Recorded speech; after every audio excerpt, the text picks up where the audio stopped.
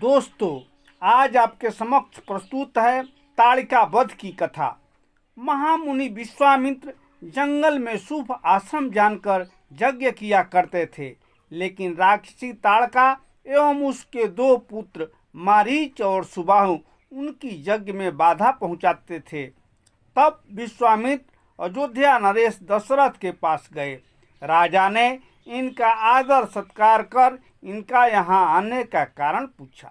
विश्वामित्र जी ने राजा दशरथ को अपनी सारी व्यथा सुनाई। अंत में राजा दशरथ से भगवान राम को उनके छोटे भाई लक्ष्मण सहित यज्ञ में सहायता के लिए मांगा। राजा दशरथ को लगा कि उनके ऊपर बिजली गिर गई। वे मुनि से बोले कि ऐसे तो मेरा चारों पुत्र हमारे लिए प्रिय है, लेकिन राम प्राण से भी बढ़कर हैं। गुरु वशिष्ठ के समझाने पर राजा दशरथ राम और लक्ष्मण को विश्वामित्र मुनि को सौंप दिए। महर्षि विश्वामित्र राम और लक्ष्मण को लेकर चल पड़े। रास्ते में डरावने घने जंगल को देखकर राम बोले, इस वन का नाम क्या है? विश्वामित्र बोले, पहले यह सुंदर वन था, आज इसे ताड़का वन जाना जाता है। राम बोले, ताड़का कौन है? तब विश्वामित्र ने उन्हें ताड़का के बारे में बताया और कहा, हे राम, स्त्री के रूप में ताड़का एक घोर पाप है और पाप को नष्ट करने में कोई पाप नहीं होता, इसलिए तुम इस पापनी का संहार कर दो। राम ने कहा, गुरुदेव, आपकी आज्ञा मुझे शिरोधार्य है। समस्त मानवों के कल्याण के लिए मैं अवश्य ही ताड़का का वध करूंगा। इतना कहकर राम ने अपने धनुष पर बाण रखकर उसकी प्रत्यंचा को कान तक खींचकर भयंकर टंकार किया।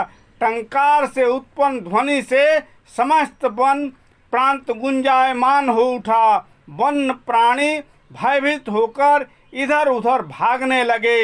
इस प्रकार की अप्रत्याशित खलबली मची देखकर ताड़का क्रोध से भर उठी। धनुष ताने राम को देखते ही इस विचार से कि कोई अपरिचित कुमार उसके साम्राज्य पर आधिपत्य करना चाहता है, वह क्रोध से पागल हो गई। राम पर आक्रमण करने के लिए वह तीव्र गति से उन पर झपटी।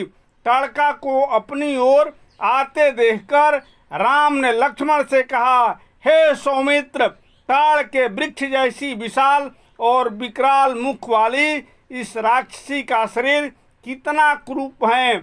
इसकी मुख मुद्रा देखकर ही प्रतीत होता है कि यह बड़ी हिंसक है और निरीह प्राणियों की हत्या करके उनका रक्तपान करने में इसे बहुत आनंद आता होगा। तुम एक तरफ सावधान होकर खड़े हो जाओ और देखो कि कैसे इसे मैं अभी जमलोक भेजता हूँ। विकराल देह धारिणी ताड़का अपने बड़े बड़े दांत चमकाती भुजाओं को फैलाए हुए द्रुतगामी बिजली की तरह राम और लक्ष्मण पर अत्यंत तीव्रता के साथ झपटी। राम इस भयंकर आक्रमण के लिए पहले से ही तत्पर थे। उन्होंने तीक्ष्ण बाण चलाकर उसके हृदय को छलनी कर दिया। उसके वक्षस्थल से गर्म गर्म रक्त की धारा प्रवाहित हो उठी। वह आक्रमण करने के लिए पुनः टूट पड़े। इससे पूर्व ही राम ने एक और बाण चला दिया जो सीधे उसके वक्ष में जाकर लगा। वह पीड़ा से चीखती हुई चक्कर खाकर भूमि पर गिर पड़ी और अगले ही क्षण उसके प्राण पखेरु उड़ गए। राम के इस श्रवण कौशल को और ताड़का की मृत्यु से ऋषि विश्वामित्र अत्यंत प्रसन्न हुए। उनके मुख से रामचंद्र के लिए आशीर्वचन निकलने लगे। गुरु की आज्ञा से वहीं पर सभी ने रात्रि व्यतीत किया।